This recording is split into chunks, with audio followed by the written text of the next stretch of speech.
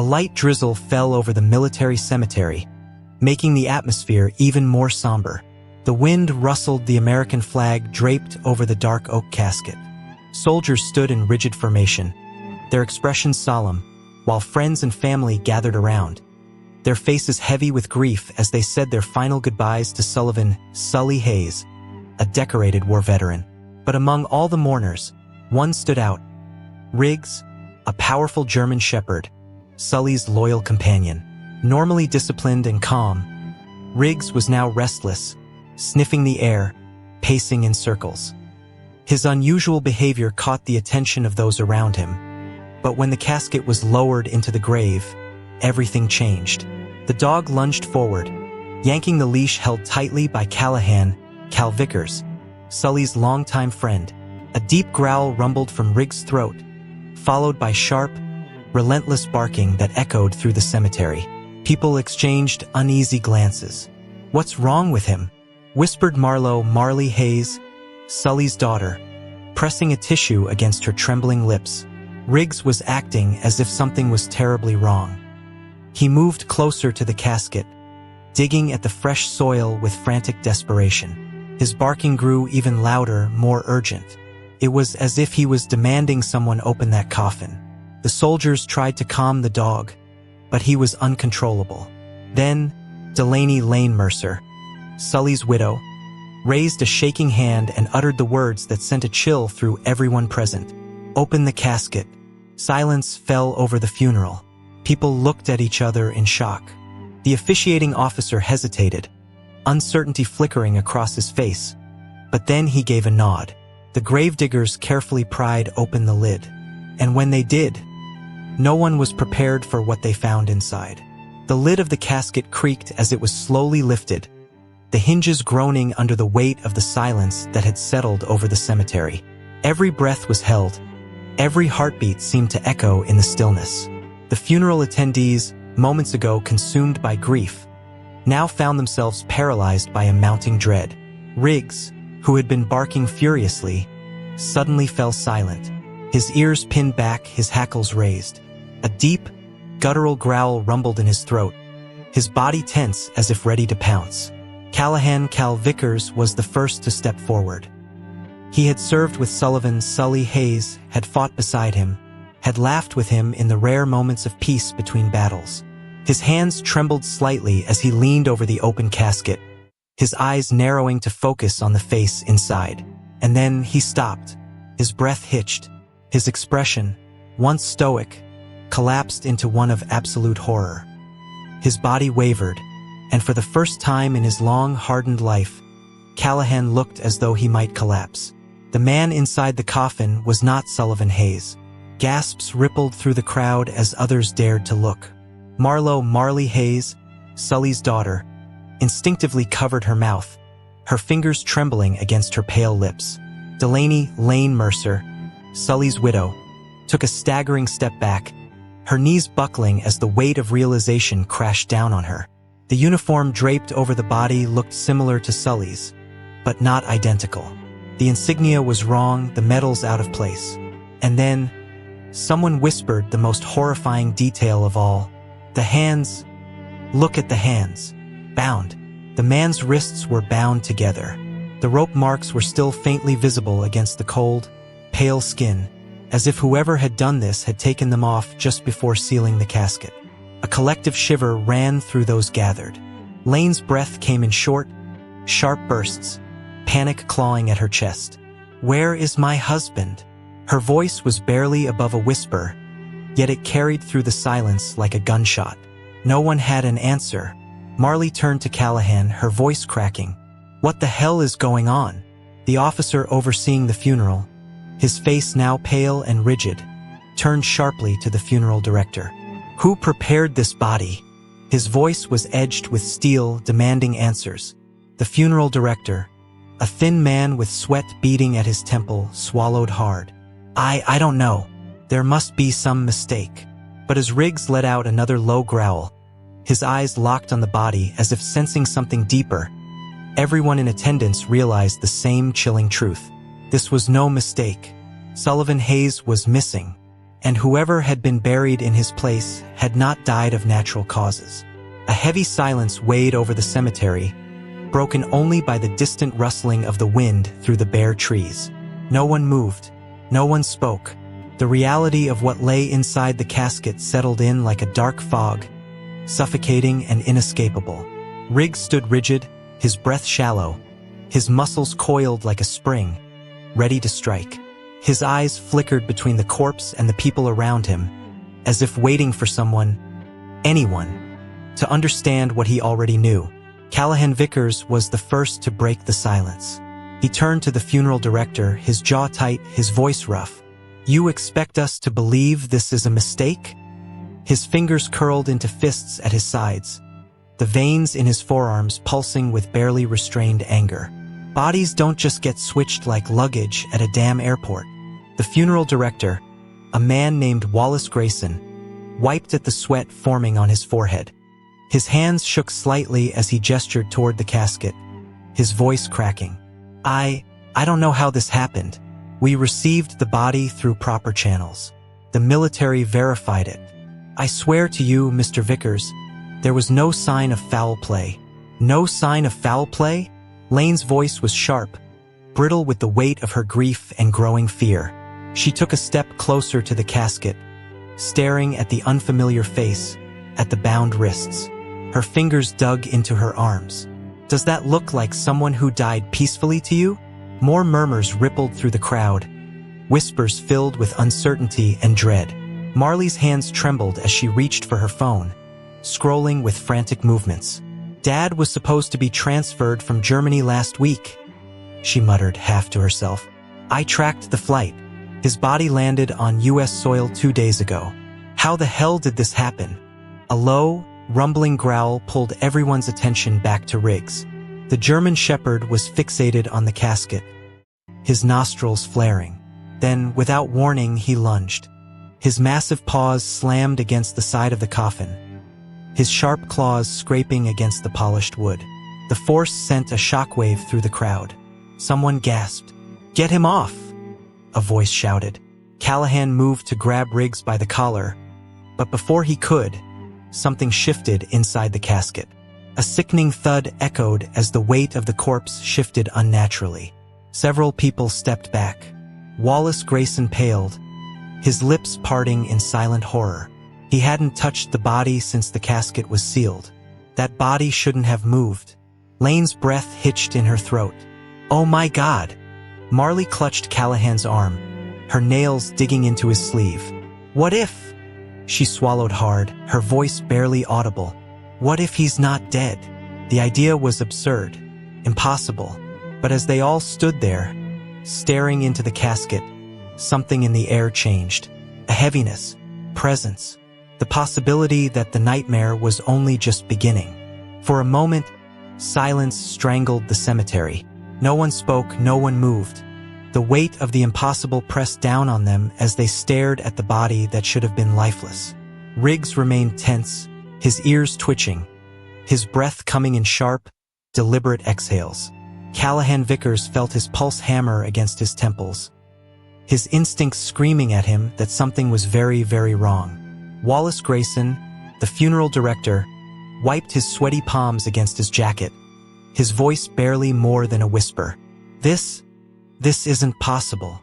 His words trembled, as if saying them out loud might somehow make them true. But Lane Mercer wasn't interested in doubts or technicalities. Her entire body was trembling, her breath coming in ragged bursts. Check him, she ordered, her voice sharp despite the terror in her eyes. Now. Hesitantly, Callahan stepped forward. The air felt thick, suffocating, as he reached into the casket. His fingers found the man's throat, pressing against the cold, sunken skin. He expected nothing. He expected to confirm what should have been the truth. But then, beneath his touch, faint, unsteady, but undeniable, a pulse. A sick, sinking feeling twisted in his gut. He turned to the others, his voice hoarse. He's alive. The reaction was immediate. Gasps rippled through the crowd, disbelief painted on every face. Marley clutched her chest, her knees nearly giving out.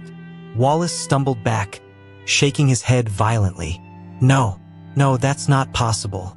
The military, his voice cracked. He was confirmed dead, but Callahan wasn't listening anymore. He was focused on the body, on the subtle movements, the flutter of an eyelid, the twitch of a finger. The man wasn't just alive. He was waking up. Then, suddenly, the corpse inhaled sharply, as if gasping for air after being underwater too long. His chest heaved violently, his fingers clawing weakly at the fabric of his uniform. His eyes snapped open, wild and unfocused. The cemetery froze. No one dared to move, no one dared to breathe. And then, in a voice so hoarse it barely escaped his lips, the man in the coffin rasped two chilling words. "Help me." Panic spread through the cemetery like wildfire. The funeral that had started as a somber farewell had now turned into something out of a nightmare. The man in the casket, who should have been dead, was alive. His breath came in ragged gasps, his fingers twitching as if he were struggling to regain control of his body.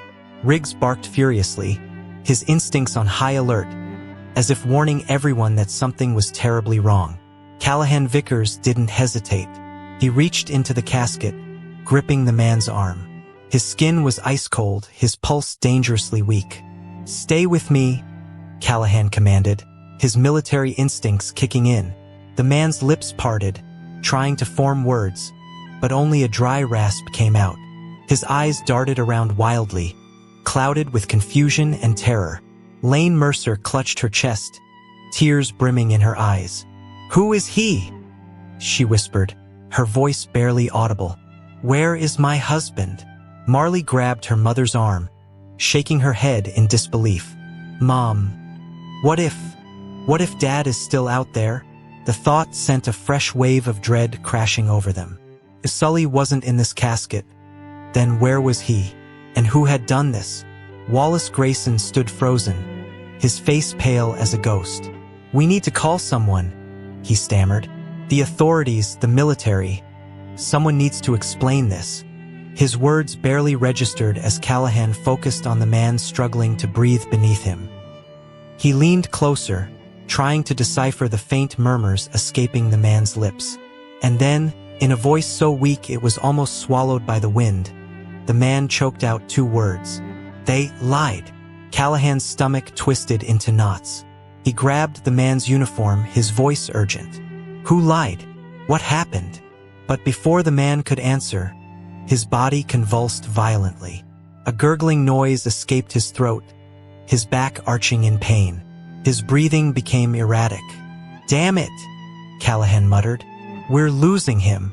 Then, just as suddenly as it had started, the man's body went still. His head lolled to the side. His chest stopped rising. The weak pulse Callahan had felt moments ago was gone. And in the eerie silence that followed, a chilling realization sank in. Someone had gone to great lengths to bury the truth, and now they were running out of time to find it. A suffocating silence settled over the cemetery. The man in the coffin was dead again. His body, moments ago trembling with life, now lay eerily still. Callahan kept his fingers pressed against the man's throat for a few seconds longer, hoping, praying, for any sign of a pulse. But there was nothing. He exhaled sharply, his hands curling into fists. "Damn it!" he muttered under his breath. Riggs whimpered beside him, ears flattened, tail low. The dog knew. Whatever had just happened, it wasn't natural. Lane Mercer staggered backward, her hands shaking violently. "This doesn't make sense," she whispered, her voice raw with emotion. "He was alive. We all saw it. How does someone just die like that?" She turned to Wallace Grayson, who stood frozen, his face drained of color. "You need to explain this, right now." Wallace's mouth opened and closed, but no words came out. He looked like a man on the edge of a breakdown. I don't know," he stammered. The body was processed through the military. All protocols were followed. There's no way this should have happened. His voice cracked, his hands trembling as he wiped his forehead. "I've worked in this business for 20 years, and I've never..." He swallowed hard. I've never seen anything like this. Callahan took a step back, his mind racing. If the military had verified the body, but the wrong man had been buried, that meant someone had switched them. Deliberately, which also meant Sully's body, or Sully himself, was still missing. The implications sent a cold shiver down his spine. This wasn't a mistake, he said, his voice firm. Someone did this on purpose. Marley clutched her phone, her fingers flying over the screen as she frantically searched for anything. Any clue, any record, that could explain what was happening. Dad's flight landed 2 days ago, she murmured. I tracked it myself. His remains were supposed to be transported straight from the military base to here. Her eyes flickered up, wide with fear. So where the hell is he? Before anyone could respond, Riggs let out a sharp bark and bolted toward the cemetery gates. His muscles were taut, his ears alert. He was tracking something. Callahan's instincts kicked in. Without hesitation, he sprinted after the dog. Riggs has a scent, he called over his shoulder. Stay close. Lane and Marley exchanged a fearful glance before rushing after him, their hearts pounding. Whatever Riggs had found, it could be the key to unraveling this nightmare. Or it could lead them straight into danger. Callahan sprinted after Riggs, his boots pounding against the damp earth as the dog tore through the cemetery gates. The German shepherd moved with purpose, his nose low to the ground, following a scent only he could detect. Lane and Marley struggled to keep up, their breath coming in ragged gasps as they ran. The once solemn funeral had turned into a desperate chase for answers. The cemetery bordered a dense stretch of woodland, the trees looming like silent sentinels in the fading afternoon light. Riggs charged forward, weaving between gravestones and patches of overgrown grass, until he reached the edge of the woods. He stopped abruptly, his body tense, his ears pricked forward. Then, with a deep growl, he turned his head toward Callahan, almost as if urging him to see what lay ahead. Callahan slowed, scanning the area. At first, he saw nothing but leaves rustling in the breeze. But then, a disturbance in the dirt. Fresh footprints. They weren't from the funeral guests. These were deeper, hurried, leading away from the cemetery. Someone had been here, and they had left in a hurry. His gut twisted. Someone was watching us, he muttered, his voice low. Lane's breath hitched. Are you saying? She hesitated, wrapping her arms around herself. Who would be out here? And why? Marley, still gripping her phone, took a step closer to the tracks. These footprints aren't old, she murmured. Whoever made them was here not long ago. Maybe minutes. Her voice wavered as she turned to Callahan. What if they saw what happened? The thought sent a cold shiver through Callahan's spine. If someone had been watching the funeral, watching the body twitch back to life, then that meant they knew something. And if they had run instead of revealing themselves, it could only mean one thing. They were involved. We need to follow this trail, he said, his voice firm. Now. Riggs let out a low bark, already prepared to lead the way. Lane hesitated for only a moment before nodding, determination hardening her features. Marley swallowed her fear and took a deep breath. Without another word, they followed the footprints into the woods, unaware that with every step, they were getting closer to a truth far darker than they could have imagined. The dense canopy of trees swallowed them whole as they pushed deeper into the woods. The world behind them, the cemetery, the funeral, the life they had known, felt impossibly far away. Here, in the thick of the forest, the air was colder, heavier, carrying the scent of damp earth and decaying leaves. The last traces of daylight barely pierced through the twisted branches above, casting elongated shadows that moved with the wind, making everything feel alive. Every step they took was met with the crunch of leaves beneath their feet, the only sound besides their own breaths and the faint rustling of unseen creatures. Riggs was leading the way, his body tense, his nose skimming the ground as he tracked a scent only he could detect. His tail was stiff, ears flicking sharply at every small noise. Callahan kept his grip firm on the handle of his knife, every nerve in his body on high alert. Something wasn't right. They weren't just following footprints. They were following a trail left by someone who hadn't wanted to be found. Marley wiped the sweat from her palms against her jeans, glancing nervously at Lane. "How do we know we're not walking into a trap?" she whispered, barely audible over the wind shifting through the trees. Lane's expression was unreadable, her jaw clenched. "We don't," she admitted, her voice calm but cold. "But if we turn back now, we may never find out what happened to Sully." The words cut through the air like a blade, leaving no room for argument. The footprints weaved through the undergrowth, sometimes fading beneath the thick layer of leaves before reappearing further ahead. Whoever had been watching them at the funeral had taken this exact path. Callahan crouched beside one of the deeper imprints in the soil, pressing his fingers into the disturbed earth. The dirt was still soft. He glanced up, his gaze sharp. "This isn't old," he muttered. "Whoever made these tracks was here, maybe 10-15 minutes ago, and they were in a hurry." A low growl rumbled from Riggs' chest, deep and guttural. The sound sent a shiver down Marley's spine. The dog's fur bristled, his stance rigid. His eyes locked onto something just ahead, something concealed by the darkness between the trees. Callahan followed his gaze, reaching slowly for his flashlight.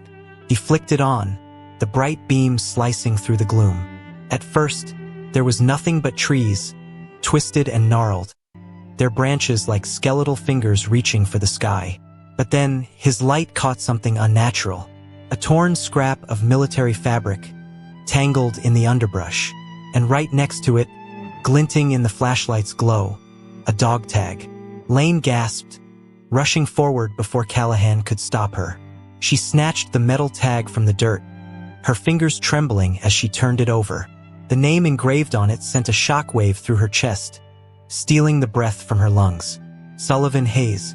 Her husband had been here recently, and he had left this behind, whether by accident or as a desperate clue. She didn't know. Marley clutched her mother's arm, her voice tight with emotion. "Dad's alive." Before anyone could process the weight of that revelation, Riggs let out a furious snarl. Then, in an instant, he bolted, his powerful body launching forward as he charged into the darkness, his instincts overriding any command to stop. Callahan's blood ran cold. "Riggs, no!" he shouted, sprinting after him, but the dog was already gone. And then, somewhere ahead, deep within the woods, came a sound. A low, agonized groan. Human. Weak. Close. Callahan tore through the underbrush, branches slashing against his arms as he sprinted after Riggs. His heart pounded in his chest, the sound deafening in his ears. Behind him, Lane and Marley struggled to keep up, their footsteps frantic against the damp forest floor. The groan they had heard moments ago still echoed in their minds. Low, pained, unmistakably human. Riggs was a blur of black and tan ahead of them, his body weaving through the trees with unrelenting purpose. He wasn't just following a scent anymore, he had found something. Callahan pushed himself harder, his legs burning as he broke through a thicket of tangled branches. And then he saw it, a figure, slumped against the base of a tree, barely visible in the dim light. The man's body was draped in a tattered military jacket, mud and dried blood staining the fabric. His head hung forward, his breathing ragged and uneven. Riggs stood beside him, whining, nudging the man's arm with his nose. Callahan's stomach twisted. He knew before he even got close enough to confirm. "Sully?" Lane choked out, her voice cracking as she stumbled forward. She fell to her knees beside him, her hands hovering inches from his face, as if afraid that touching him might break the fragile moment. Slowly, Callahan crouched beside her, reaching out to feel for a pulse.